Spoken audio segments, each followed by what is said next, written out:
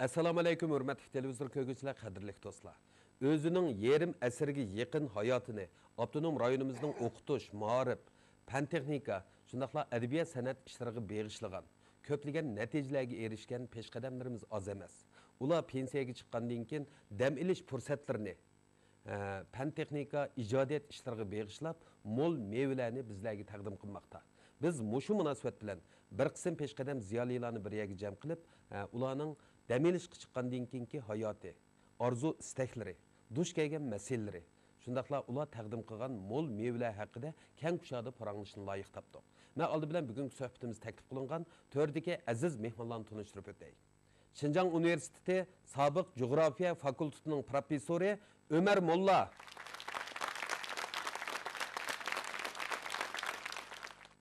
Şinjan Üniversiteti Sabık Ximiya Fakültetining dotsenti Mahmut Qurban. Şinjan Uyghur Avtonom Rayonluq Adabiyat Sanatçılar Birleşmesining pensioneri Ahmet Hamut.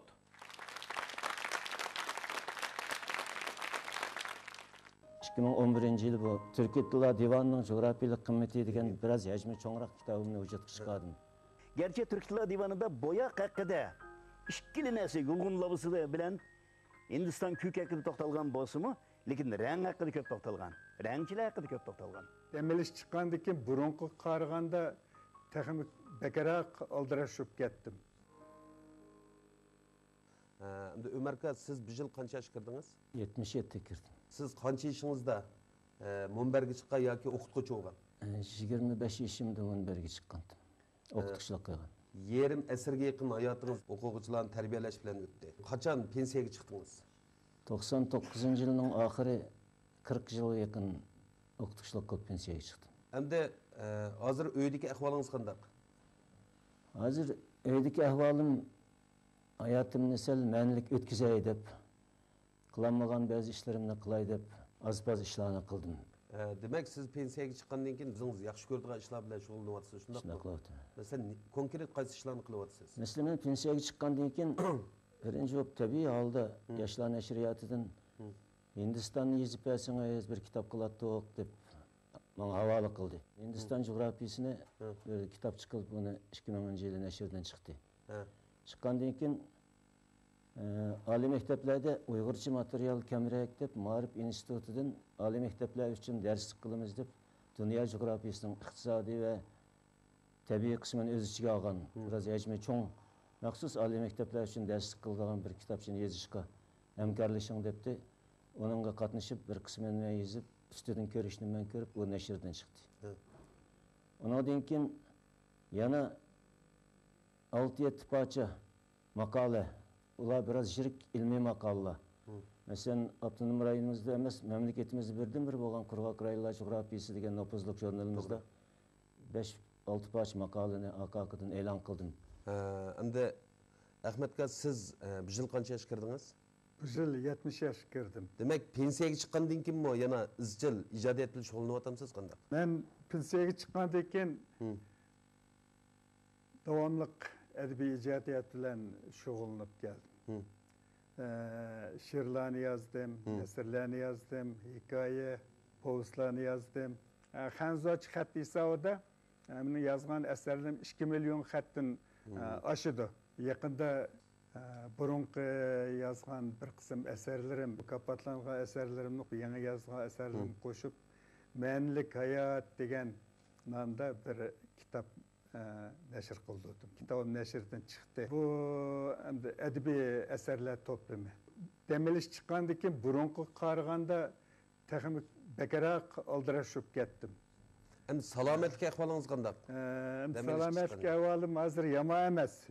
Endi salomatlik ahvolim yor bersa, yana davomliq shu adabiy ijodiyatimni, qalamimni to'xtatmay, xalqimga yangi badiiy asarlarni taqdim qilmoqchiman.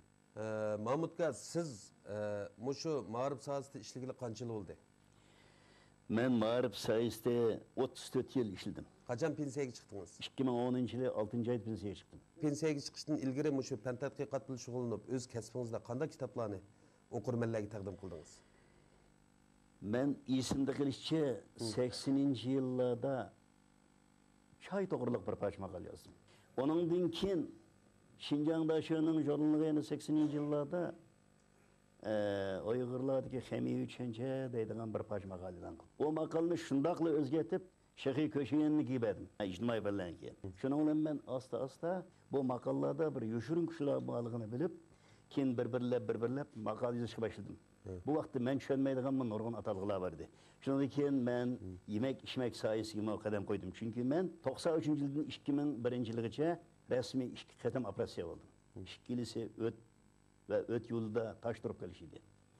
Moşe jariyalarını beşimden köçegendiğin keyin yemek içmekte kandak bir alaylık vardı o dep. Ben güzellik ve yemeklik, karışık iş yemekle, yemeklerimiz güzellik terkiple Katarlık 4 kitapını ilan kıldım. Mahmutka hem de pensiyaga chiqibsiz. Sizning vaqtingiz o'zingiz nisbatan yaxshi taqsimlasınız, ko'p degan gap. Damil ishga chiqqandan keyin tadqiqot bilan shug'ullanyapsiz. Qandaq asarlarni nashriyatga sundingiz?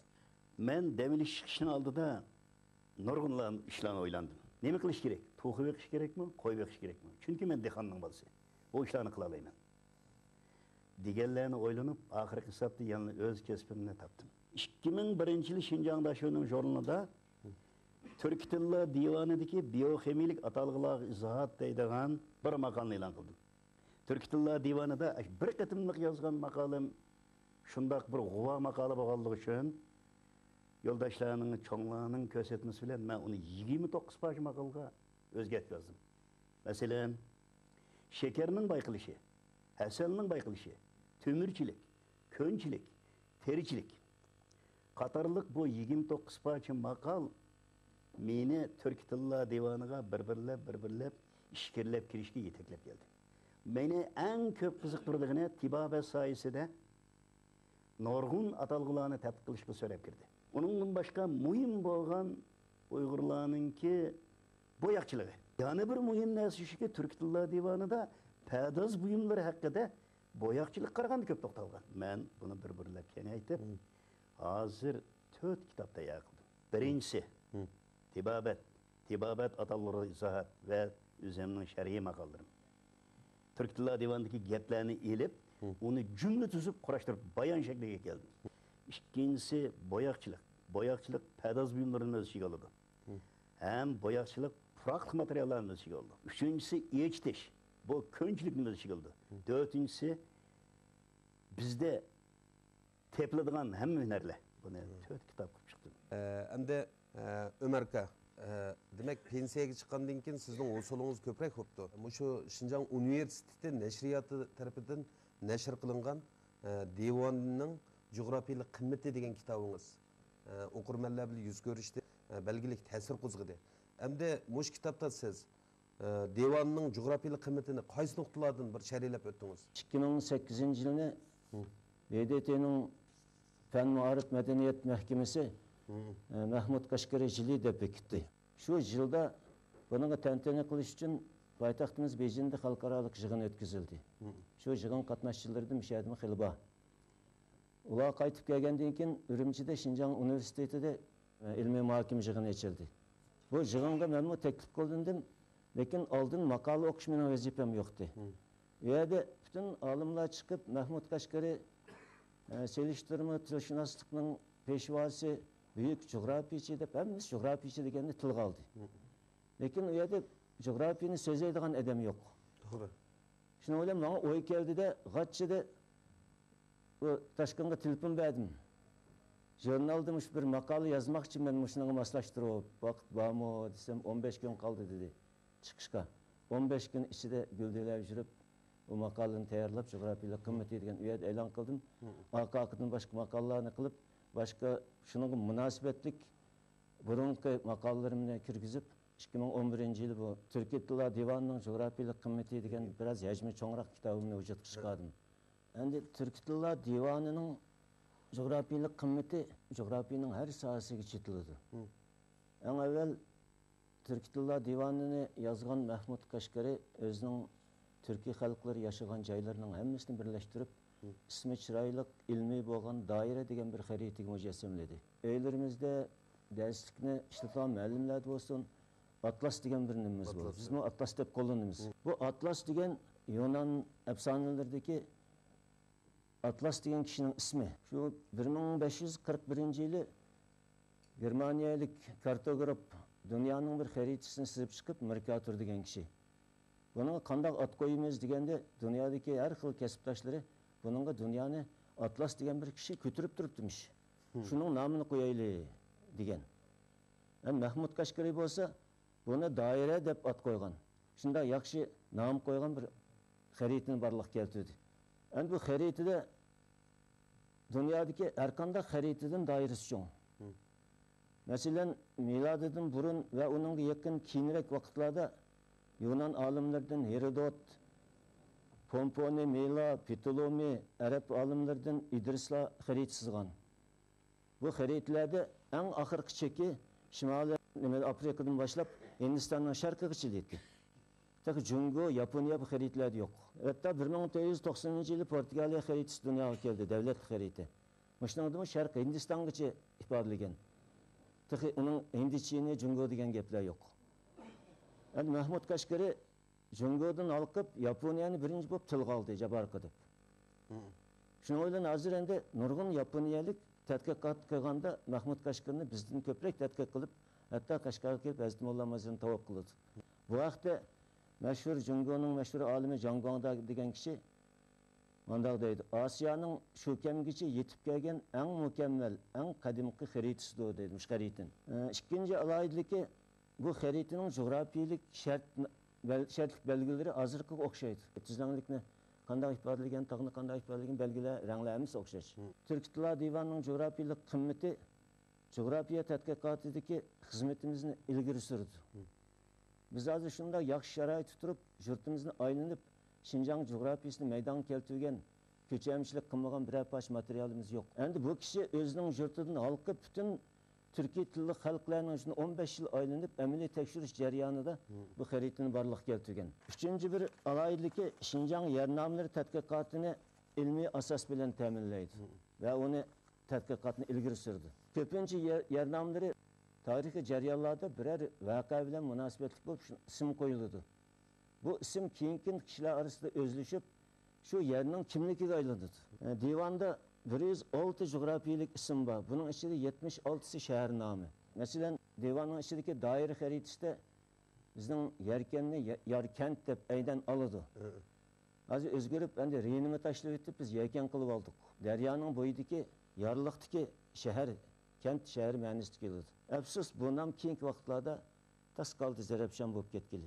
Endi Mahmud Kaşgari'nin kitabıdaki haritide Yarkent digini 1000 yıl burun Yarkent işgallikini ilmi asas bilen təminledi. Hazır bu vaxtda nurgun makalla yazıp asli namımızını taptık. Yani Zerepşan degen Özbekistan'da yoldaşlar.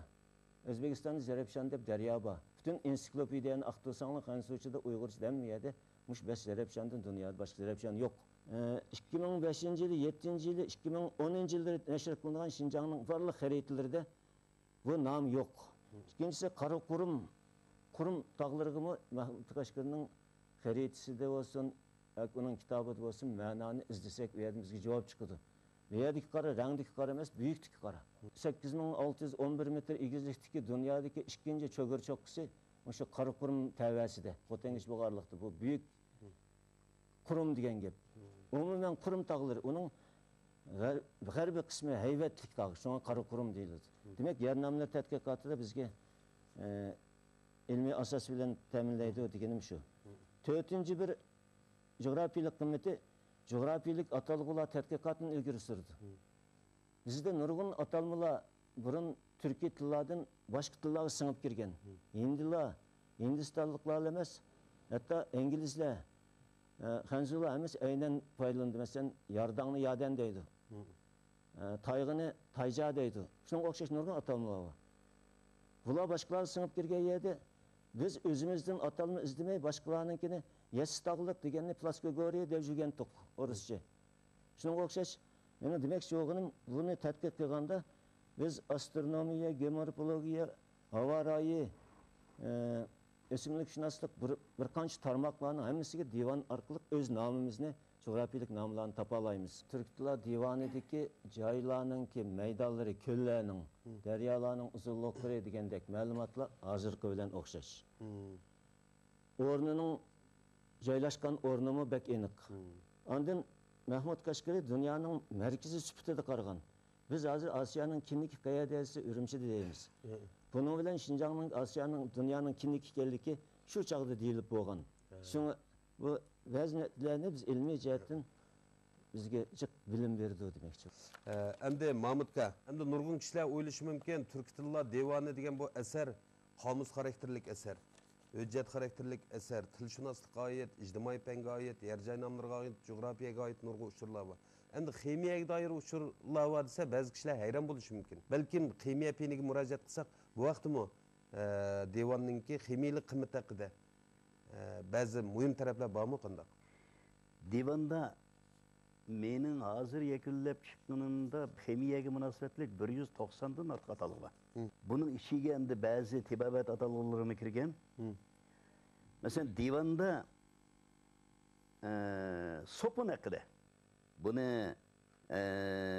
shu uch shiroyindagi xalqlar kiruydi deyilgan. Undan boshqa turk tili divanida shunday gaplarmi bor? Kimiya. Bu rast yolg'onni araydigan pandor deyilgan. Xo'sh. Undan boshqa bolqi bilan soqmay turib quyiladigan qo'lqila haqida to'xtalib, quymoqmi deyiladi. Bu yog'di pishirilgan yemeklik deb bo'lib, quyma. Bolqi bilan soqmay turib quyiladigan bolqa qatarliq o'zi qo'lqila bar deb tushundirilgan. Bu endi shu vaqtdagi ximiyaga yotadigan atalg'ular endi men hozircha mushlik misol keltiray. Uningdan boshqa yemek ichmek sohasida yaqinda bir gapni uchratdim. Odam sevmay qoladigan bir xil kasal sizlam deyiladi deyilgan. Biz teriq muncha ishga vaqtida sizlam tutiladi. Bu o'rta asrlarda eng ko'p teriladigan dalliq ziroatning birisi. Teriqni oldi bilan qo'rib, uni tugmanda tatib, omoch yetib, ba'zida qachiqi sel ichimiz, buni sizlam tutiladi. Demak, bu kasalnimi ayni zamonlarda bog'ligidan derak bergan. Uningdan boshqa ayollar kasalligi, erlar kasalligi va uni davolash haqida tibobat sohasida nurg'un to'xtalish bilan birga bir alayiligi turk tili divanida. Bu ximiyani hisoblaganda madan dorilar berilgan. Madan bo'yoqlar berilgan. Madandan ilingan pazaz buyumlari berilgan. Bular ham dori, ham pazaz buyumlari, ham bo'yoq. Gerçi Türk Tili Divanı'nda boyak hakkında işkili nesi yulgun lavısı bilen Hindistan kük hakkında toxtalgan bolsumu, lekin rang hakkında köp toxtalgan, rangchilar hakkında köp toxtalgan. Yani bir yemek içmek sayesinde köp toxtalgan. Hazır biz istemal kılıvatkan yemeklerinin nurgunu annenevi yemeklerden kilovatkan bir tür.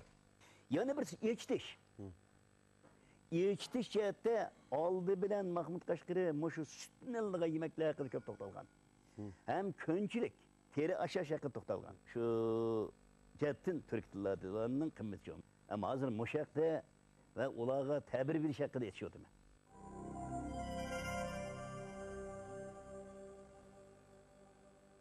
Bu pişkalemde bizning ulug' bobimiz Mahmud Qashqari 1000 yillar ilgari yozib o'tgan asarlardagi jo'grafiyalik uqumlarni va ximiyalik uqumlarni, adbiy uqumlarni tadqiq qilib, 1000 yil o'tgandan keyin yana asar yozib kelgusi avlodlarga o'lmas obida tishlabdi. Men garchi 81 yoshga chiqqan bo'lsam-mu, yanami qolgan umrimda bu til adabiyot, tarix, jo'grafiya fanlarida yani ijodiyatlarimni to'xtatmay toki nafas halqimga kishilik Aşılarının rolünü öğrenip icat kılınan 50 neçə yıllık hizmet hayatımda oylap baksam nurgun işlerini baştan geçiripdimi. Turmuşumda bazı fırsatlarını tutkan, onundan molasıl ağan paytlarım oldu. Ümit var bulana. Üç vaqt tamak yapla, kaçını yup sunu ısrap kırayvermanglar. Vaktini bekar ötkazmaslik, ma'lum ishga g'oyib bo'lish kerak deb qarayman. Endi Ahmetga bilishimcha, ilgari siz yozgan bir turkum asarlar, mayli she'r olsun, bular mush oltin medalga erishibdi. Bu şeirlarni bir sanab o'tamsiz. Men 1963 yildan boshlab ədəbi ijodiyatga kirishgan. Əsərlərimmi gazetlarda e'lon qilingan. Meniki yozgan əsərlərim asosan ishdan sirtqi vaqtida, xizmatdan sirtqi vaqtida yozilg'achqa, bu əsərlərim ham soni jihatdan aytganda ko'pligili bo'lmaydi. Ba'zilari Xanzo, Qozoq, Qirg'iz, Mo'ng'ul qatorliq tillarga tarjima qilinib, milliy yozuvchilar, Tangnuri, Sichuan adabiyoti, Sharq to'lqinlari qatorliq har xil jurnal, matbuotlarda e'lon qilindi. Endi bu shu asarlarim ichida meniki bahor liriklari, partiya haqida Muhammad, ishchan bog'van muallim qatorliq 5 asarim mamlakat ichki sirtida xalqaroda oltin medalga erishdi. Endi Ahmetga siz anlasak pensiyaga chiqqandan keyin o'zingizning hayot kechirmishlaringiz haqida bir aslima yozishni o'ylashib o'tibsiz. Tutib qolay dedimi? Men kitobim nashr qilingandan keyin yana davomli qalamni to'xtatmay har xil janrlardagi asarlarni ijod qilyapman. Shu 50 necha yillik xizmat hayotimda duch kelgan voqealik hodislarni tiklashtirib bir yirik aslima yozishga tutish qilib qoldim. Endi agar salomatligim yor bersa, buni ish qilib ro'yobga chiqaradiganlikqa irodam bor. Endi Ömer aka, siz qanday qilganda fursatni ching tutib, hayotni nurlantirg'ili bo'ldi. Bu haqda balkim sizning o'zingiz xos tajribangiz bo'lishi mumkin. Turmuşumda bazı fursatlarni tutgan, onundan molasıl algan paytlarım bo'ldi. Mesela men Qashqardan Ürümchiga mangadigan chaqda uyini aldab chiqqan. Meclisga bordi ekanman deb. Bu yerdan Sovet ittifoqiga chiqqandimi, berib bo'lib bir tuqqunimni topgandan keyin men Toshkentda dedim. Fursat kelib qolganda men xizmat qilaydim dedim. Undan keyin 89-yili oliy darajalik ziyoratchi bo'lishga chiqamsiz debdi. Men yana chiqay dedim. Gerçi yaşım şu çağda 54 bo'lgan bo'lsa-mu, chunki chiqsam chiq bilim elib kelalayman. To'g'ri. Men chiqdim. Endi jo'grafiyada fursat hamma yerda uchrab turadigan bir fan. Mening o'sha asrimni yozishda shu vaqtlarda jo'grafiyalik fursatlardan foydalanib yozgan xotiralarim bek cho'ng rol o'ynadi. Shunga jo'grafiyalik fursatlar qo'lga kelgan vaqtida shuni ching tutish kerak ekan. Mening 53-yillik bir xotiram kunlik bo'lgan ishlarimni yozgan xotiram bor ekan, Lop noyisida bir og'aynam saqlabdi ekan badi. Ondan bir qism bilimni oldim. 59-yili 4-sinfga chiqqan vaqtida Sovet ittifoqini butunlay aylanib iqtisodiy, tabiiy, jo'grafiyalik praktik bo'lmoqchi edi. Shu chaqda hozir 4 xotiram bor. U xotirada qaysi soatda qayerga yurib, qaysi o'simlikni ko'rdim, qaysi tog'ni ko'rdim, qaysi temir yo'ldan mangdim resmi bilan yozilgan. Bu da mush eser yozishda mush gaplar bor. Chunki bu Mahmud Qashqarning Turklar divanini tadqiq qilishda, ma'lum mush kitobni yozishda munosabatli materiallar bor deb uni yozdim. Shunga birinchisi bo'lib jo'grafiyalik sharoitlarni uchragan vaqtida xotir yozish kerak ekan. 2009-yil bizni Peshqadam kadrlar boshqarmasidan Janubiy Shinjongni aylanib kelishga yo'lga soldi. Shu chaqda men yurib kelib ta'sirlanib, burungi holatlarimiz 13 kunda chiqqan biz Urumchiga. Biz 10 kunda butun Janubiy Shinjongni aylanib bo'ldik. Undan chiqroq joyni ko'rib, buni selishtirib bir tema qo'yib, butun jo'grafiyalik mazmun bilan men anglagandim bir ko'rgan a'lo degan maqolani yozibdim. Davlatning 60 yilligiga tanga tarjimani paylanib uni bosdi. Ma'diqim chiqdi. Shinjongni boshqalarga tanishtirib oldim. O'zimning bekaga bormaganim bilimni azroq egalligim xush bo'ldim. Endi bu fursatni tutmay, yig'inga bosib berib, oqshomni restoranda yurib, kunduzi qaytib kelib, hatto bog'a yerning ko'chisini o'qimaydigan ishlar bo'lib qolsa, bu toza nim bo'lmaydi ekan. Berib kelib emas, yoki ot ustida gul ko'rish emas. Bo'lsa demakchi. Endi mening eng oxirida men bu gap bilan o'zimning nimamni tugatmoqchi. Bilim bahorda ochilgan gul yoki kuzda meyvaqlab pishgan mevaga o'xshash qo'lni so'ziblik üzgülü bo'ladigan narsa emas. Bilimga ega bo'lishning ochqichi faqat birla. U bo'lsa-mu tirishchanlik. Men uningga bilim va bilim olish jarayonida qo'lga kelgan fursatni ching tutish deganni qo'shqim kelyapti. Bilimsizlikni numus deb bilgen adam akıllık adam. Eğer sen bilimini her günü köpeytip mağmısan, mukarrer ki her günü bilimin azlap getidir. Her kandağı bilimni bıraklı ügünü bilişini oylama. Çünkü bilim egelleş tedrici peydenpey bolulgan ceryan. Yaşlık devri bilim egelleydigan devir. O'ttir yaşlık devri bilimni tedbiqlaydigan devir. Qirliq devri bilimni xulaslaydigan devir. Bilim əməliyyətiga sel qarama. Çünkü bilim xəzinesini açadigan açqıç əməliyyat, bilim xəzinesini sınaydigan ölçəmi əməliyyat, bilim xəzinesini açadigan beyitidiganımı yanılı əməliyyat.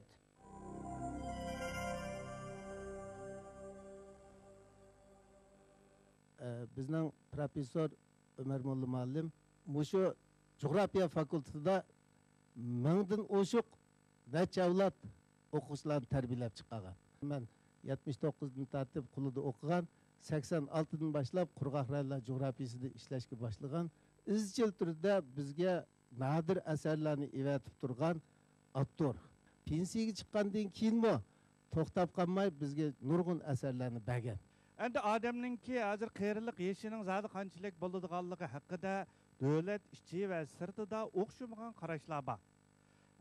Endi mushu peshqadamlarimiz mushu qarashlarga jang e'lon qilib, o'zininki pensiyaga chiqqan 60 yoshi bilan to'xtab qolmay, yoshliqlarda egallagan bilimlarini jamiyatga yanada ko'proq qoldirish uchun o'ylangan ham izlanib, mana shunday ko'p natijalarni qoldirgan.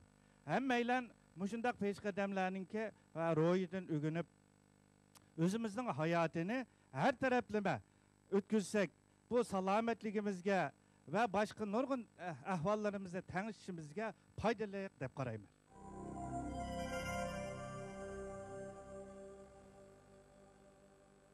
Endi Mahmudka, sizning studentlarga, yoshlarga deydigan mush fursatda qanday yurak so'zingiz bor?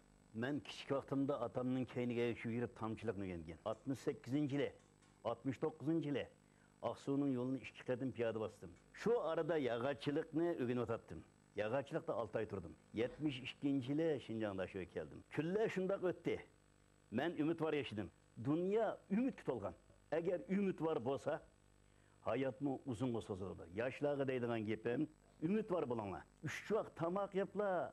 Kaçını yiyip sunu ısraf kırıvermem. Vaktini bekar ötkazmaslik, ma'lum bir işe g'oyib bo'lish kerak. Ümit, tirikchilik hammani hal qiladi. Biz bugun suhbatimizga taklif qilgan 3 peshqadam ziyoli bilan nihoyat ko'ngilli paranglashdik. Ular dam ilishga chiqqan vaqtidagi fursatlardan unumli foydalanib, o'qitish, tadqiqot, ma'arif, shundaqla fan texnik sohasida esil asarlarni o'qirmanlarga sovg'a qildi. Shundaqla o'zining kishilik qimmatini chaqnatdi va nurlantirdi. Biz oxirida bu ustozlarning teniga salomatlik, turmushiga baxt tilaymiz. Bugungi suhbatimiz mushada oxirlashdi. Kelar hafta ko'rishaylik, xayr xo'sh.